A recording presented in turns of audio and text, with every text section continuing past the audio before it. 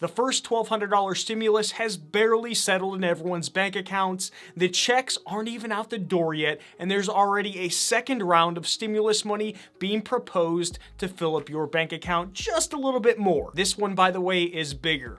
Way bigger. In this video, I'll go through the details of what was proposed, then give you my thoughts on if I think that this is actually going to happen. Hey, I'm Jarrad with an A, and on this channel, we talk about all things personal finance, investing, and we try to have some fun in the process. It's no surprise that $1,200 just isn't enough for most people, especially when it takes forever to get to you. Now, it was a nice gesture from the government, but people who aren't working need more help than ever right now, especially since most states are way behind because their systems aren't set up to handle the large influx of people applying for unemployment. Two congressmen from Ohio and California, I believe Tim Ryan and Ro Khanna, have proposed something called the Emergency Money for the People Act.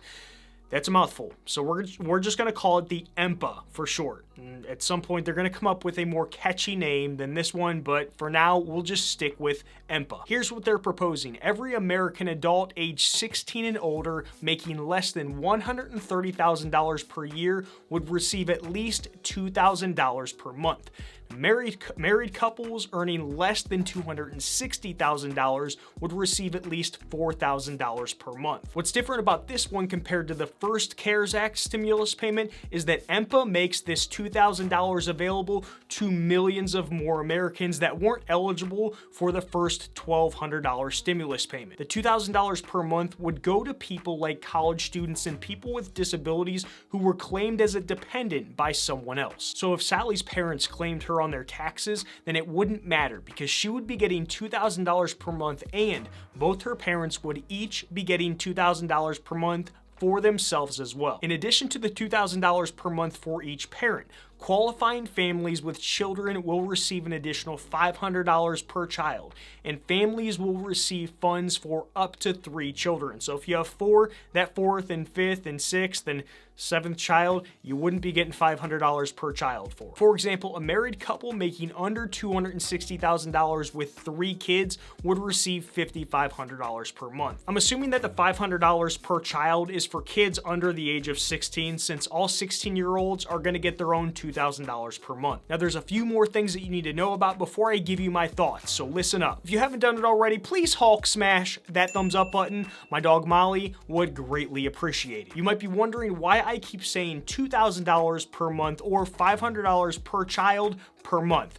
Now that's because under EMPA, monthly cash assistance payments would be guaranteed for at least 6 months and would continue until the employment to population ratio for people ages 16 and older is above 60%. This means that they're guaranteeing you at least $12,000 per person over a 6-month period if you don't have children. And if you do, that's an extra $500 per month for 6 months. Another thing to note is that these payments would not count as income in order to protect eligibility for any of the income-based state or federal government assistance programs. 2 more things to note from this proposed bill. Those who had earnings, were unemployed, or are currently unemployed would also be eligible for this money. And those who were not eligible in 2018 or 2019 but would be eligible in 2020 could submit at least 2 consecutive months of paychecks to verify income eligibility. Okay, so I have some good and some bad thoughts, so let's get the good out of the way first. I honestly think that they're going to pass another bill to put another chunk of money in your pocket.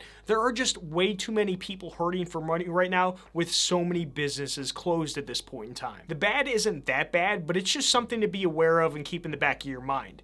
The amount that they pay and how long they pay it out for is most likely going to change. You've got to remember, with these initial bills that are introduced, they usually aim high and ask for the world, like a lot of things, even though they know that it's going to change in the end. For example, when the first stimulus package was initially proposed, they asked for a check between $1,000 and $6,000 to every American who earned less than $60,000 $65,000 per year. As we all know now, they ended up agreeing on a $1,200 check for people making $75,000 or less per year that eventually phased out at people making $99,000 per year. The point of proposing these bills is to at least get the conversation started and give everyone an initial starting point when it comes to negotiating. We've all seen Shark Tank on television. You always want to ask for the most amount of money possible, knowing that Mr. Wonderful and Mark Cuban are of course going to negotiate you down. That's why you pick a target amount, add a few zeros, then ask for the higher amount.